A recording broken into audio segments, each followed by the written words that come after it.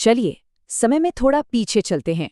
आज से करीब करीब 1000 साल पहले 1000 एडी के भारत में। ये एक ऐसी दुनिया है जो अब खो चुकी है। एक ऐसी दुनिया जो कमाल के विरोधाभासों से भरी थी। मतलब एक ही वक्त पर शानदार भी और पूरी तरह से बिखरी हुई भी। तो आइए 1000 एडी के भारत के इसी रहस्य से पर्दा उठाते हैं। तो सवाल यही उठता है कि इसे क्या कहा जाए? एक सुनहरा दौर, एक गोल्डन एज, या फिर एक डार्क फेज, एक अंधकार का दौर? है ना एक पहेली जैसी बात।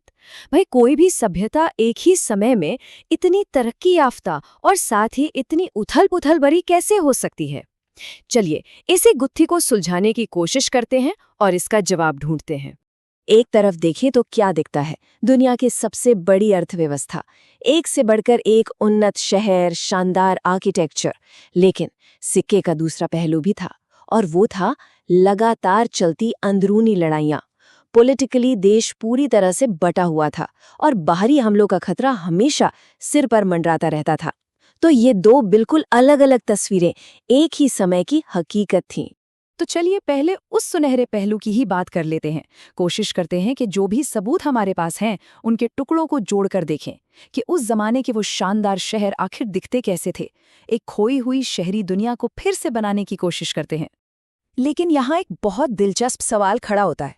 अगर वो शहर इतने ही जबरदस्त थे तो आज वो हैं कहाँ? गायब कैसे हो गए?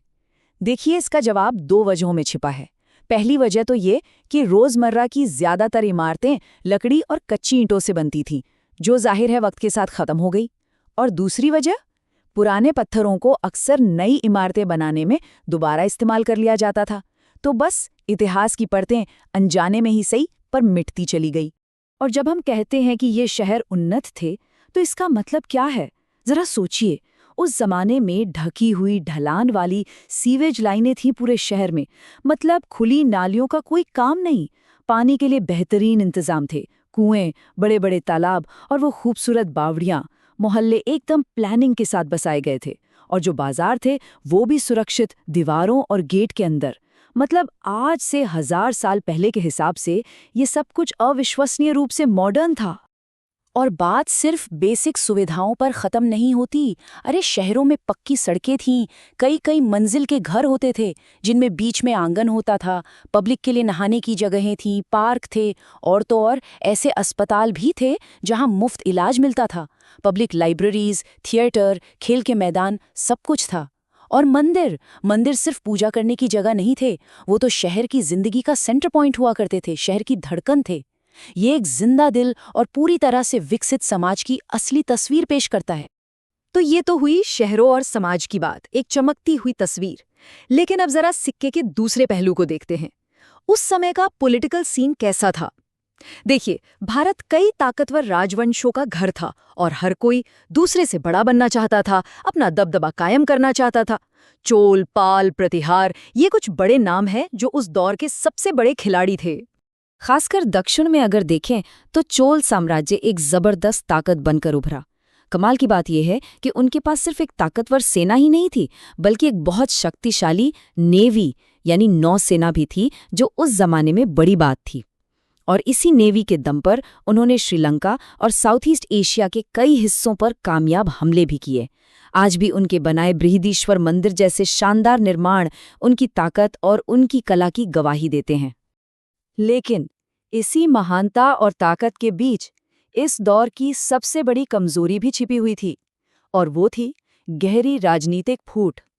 आपस में ही बटे हुए थे सब। तो चलिए अब कहानी के इस हिस्से में चलते हैं कि ये फूट आखिर थी क्यों और इसने झगड़ों को कैसे हवा दी। असल में उस दौर के लगभग हर बड़े राजा का एक ही सपना था, एक ही जिद थी, चक्रवर्ती बनना। अब ये चक्रवर्ती क्या है? ये एक टाइटल था, एक ऐसे शासक का जो पूरे भारतीय उपमहाद्वीप का सम्राट हो, एक छत्र राज। और बस इसी एक सपने को पूरा करने की होड़ ने इन सभी राजाओं को एक दूसरे के खिलाफ कभी न खत्म होने वाले युद्धों में उलझाए रखा। और इस आपसी लड़ाई का सबसे बड़ा, सबसे क्लासिक उदाहरण है कन्नौज शहर के लिए हुई त्रिपक्षीय लड़ाई।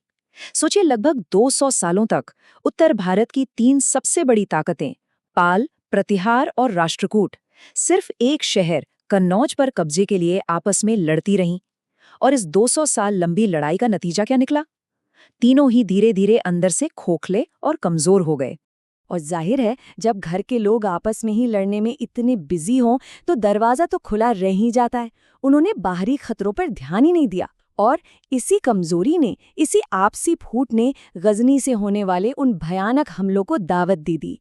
17, सिर्फ ये एक नंबर अपने आप में एक पूरी कहानी कहता है, एक खौफनाक कहानी। 17 बार महमूद गजनवी ने आपस में बटे हुए भारत पर हमला किया, और हर एक हमले का मकसद सिर्फ एक था, यहाँ की दौलत को लूटना। देखिए, ये समझना बहुत जरूरी है कि गजनवी की कामयाबी सिर्फ उसकी फौजी ताकत की वजह से नहीं थी। उसकी सफलता का सीधा सीधा कनेक्शन भारतीय राजाओं की आपसी फूट से था। वो एक दूसरे से लड़ने में इतने उलझे हुए थे कि किसी बाहरी दुश्मन के खिलाफ एक होके खड़े ही नहीं हो पाए, मौका ही नहीं मिला। और इन हमलों का नतीजा बहुत भयानक था। देश की बेशुमार दौलत लूट ली गई। सोमनाथ जैसे न जाने कितने मंदिरों और कल्चरल सेंटर्स को तबाह कर दिया गया। जो बॉर्डर के राज्य थे वो इतने कमजोर हो गए कि आने वाले हमलों के लिए रास्ता और भी आसान हो गया। और इन सब में हजारों लाखों बेगुनाह लोग मारे गए। इसका असर अर्थव्यवस्था पर भी पड़ा, और बहुत गहरा पड़ा। एक आंकड़ा देखिए, पहली सदी में दुनिया की कुल जीडीपी में भारत का हिस्सा करीब 33% था, 1/3। लेकिन इस पूरी उथल-पुथल के बाद 11वीं सदी तक आते आते ये घटकर लगभग 29% पर आ गया। ये आंकड़ों में साफ साफ दिखने वाली एक बड़ी गिरावट थी। तो चलिए, घूम फिरकर हम वापस उसी सवाल पर आते हैं जहां से हमने बात शुरू की थी, इस विरोधाभास पर।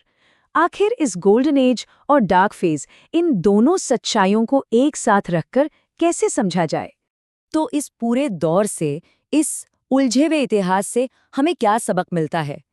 क्या है वो एक बड़ी बात जो हमें समझनी चाहिए? ये पूरी तस्वीर को एक साथ दिखाता है। एक तरफ वो सुनहरा दौर था, बेशुमार दौलत, उस जमाने से कहीं आगे के शहर, एक अमीर संस्कृति, ये सब सच था, बिल्कुल असली। लेकिन ये सब कुछ उस अंधेरे दौर की हकीकत के साथ साथ चल रहा था। लगातार लड़ाइयाँ, राजनीतिक फूट, ये दोनों चीजें एक दूसरे का उल्टा नहीं थी, बल्कि एक ही कहानी के दो हिस्से थे। तो मतलब आखिरी बात यही निकल कर आती है, वो गोल्डन एज सच था, लेकिन वो एक ऐसे अंधेरे दौर के अंदर मौजूद था जो राजनीतिक फूट से भरा हुआ था। और आखिर में इसी फूट ने, इसी बंटवारे ने उस दौलत और संस्कृति को डिफेंसलेस यानी असुरक्षित बना दिया। और यहीं पर यह कहानी हमें एक बड़े सवाल के साथ छोड़ जाती है कि अगर किसी भी सभ्यता की सबसे बड़ी ताकतें ही वक्त आने पर उसकी सबसे बड़ी कमजोरी भी बन सकती हैं, तो ये बात हमें आज के दौर के बारे में क्या सिखाती है? ये एक ऐसा सवाल है जिस पर सोचना बहुत जरूरी है।